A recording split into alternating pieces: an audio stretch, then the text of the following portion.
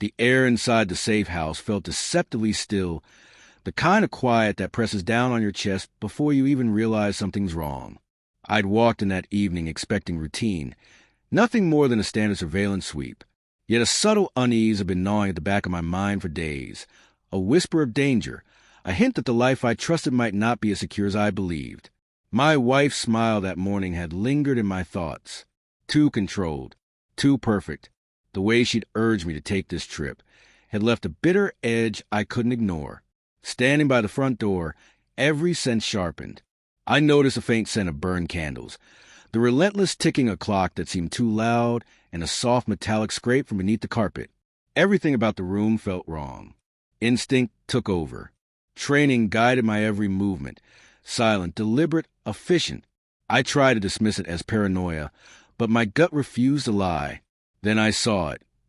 A glint of metal peeking from beneath the couch, a hidden package I shouldn't have found.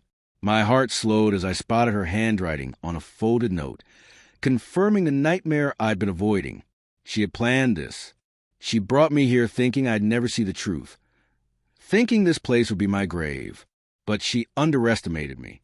My old team had eyes on perimeter, silent, disciplined, waiting. Every contingency I'd built over the years, every fail-safe and coded signal, was already in motion. The sting of betrayal burned deeper than fear ever could, but when it came absolute clarity, I moved through the space with measured calm, each step precise, each breath controlled. The safe house seemed to shrink around me, the walls pressing closer as if they too knew the truth. The words from her note echoed in my mind. You won't see it coming. But I had seen it. I always did.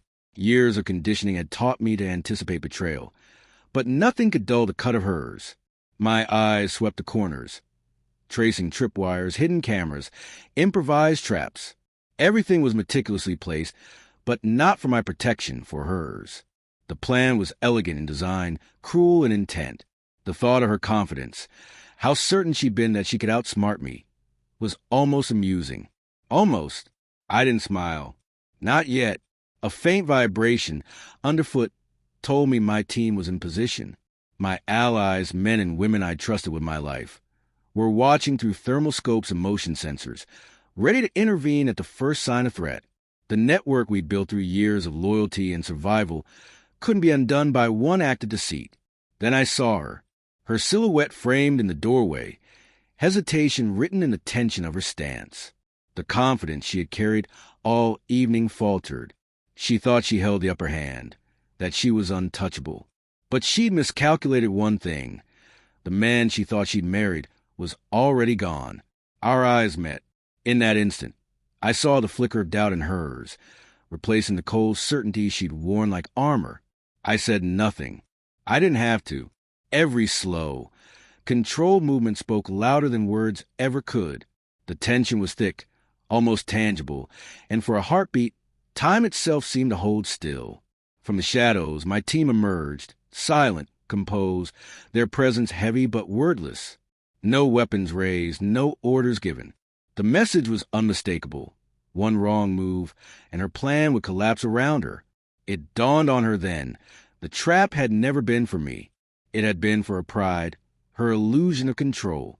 Regret flickered across her face, faint but undeniable.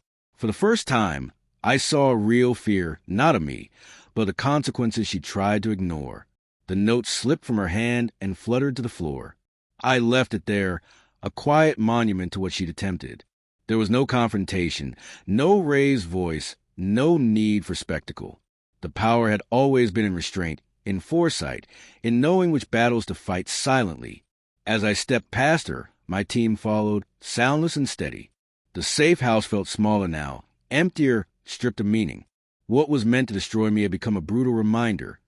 Trust can shatter, but preparation and composure endure.